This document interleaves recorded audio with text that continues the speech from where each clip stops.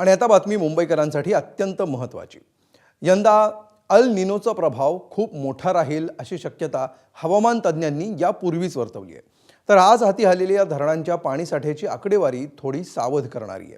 धरणांमधलं पाणी आटत चाललंय आणि अल निनोमुळे पाऊस लांबला किंवा कमी झाला तर पाणी टंचाईची परिस्थिती निर्माण होऊ शकते।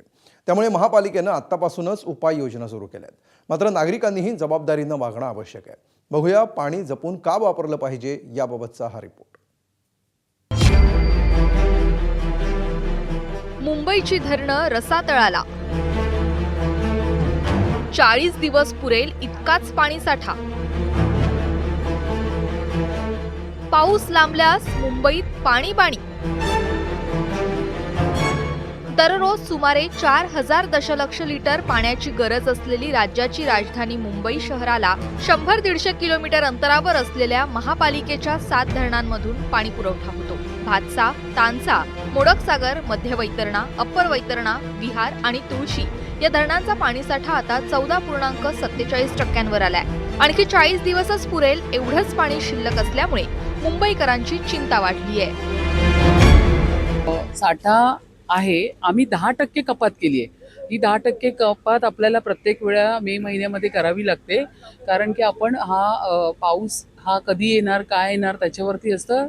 आपण त्याच्या अगोदर ही कपात करून मुंबईकरांना पाणी कमी वापरा, आवश्यक असेल तेवढंच वापरा, पाण्याचा अननेसेसरी साठा करून ठेवू नका, अशा पद्धतीने आपण त्यांना नम्र आवाहन करत असतो। हो, खरी वस्तुस्थिती आहे की मुंबईच्या धरणामध्ये साठा कमी झालेला आहे पाण्याचा आणि त्याच्यासाठी राखीव साठा जो आहे तो भातसा धरणामधून आपण घेतलेला आणि तो 40 दिवस पुरेल अशी आपलं नियोजन आहे।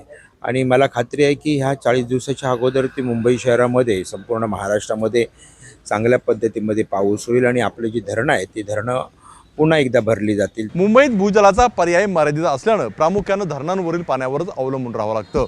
समुद्रकिनारी भौगोलिक रचना आणि खारटपणामुळे भूजलाचा मोठ्या प्रमाणात वापर शक्य नसल्याचं तज्ज्ञांचं मत आहे।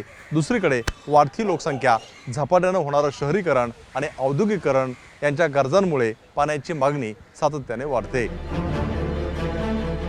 शुक्रवारी नैऋत्य मोसमी वारे केरळमधून गोव्यात दाखल झाले असले तरी यंदा सुपर अल निनोच्या प्रभावामुळे पावसाला विलंब होण्याची आणि कमी प्रमाणात पावसाची भीती आहे।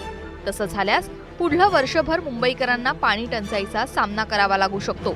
त्यामुळे मुंबई महापालिका सावध झाली असून पाणीबाणीचा सामना करण्यासाठी उपाययोजना सुरू केल्यात। 10% पाणी कपात लागू असताना पर्यायी पाणी स्रोतांवर भर देण्यात येणार आहे।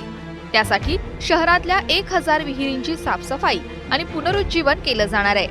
महापालिका आयुक्त अश्विनी भिडे यांनी 26 वॉर्ड अधिकाऱ्यांना विहिरीमधील गाळ उपसण्याचे आदेश दिलेत।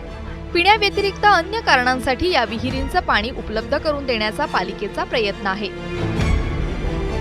मुंबईची पाण्याची गरज भागवण्यासाठी पालिकेकडून गारगाई धरण आणि डिसॅलिनेशन प्रोजेक्ट म्हणजे समुद्राच्या पाण्याचं निःक्षारीकरण करणारा प्रकल्प प्रस्तावित आहेत। मात्र हे दोन्ही प्रकल्प अद्याप पूर्णत्वास गेलेले नसल्यानं तातडीनं अतिरिक्त पाण्यासाठी उपलब्ध होण्याची शक्यता नाही। या प्रकल्पांना गती मिळाली तरीही त्यांचा लाभ मिळवण्यासाठी आणखी काही वर्षांची प्रतीक्षा करावी लागणार आहे।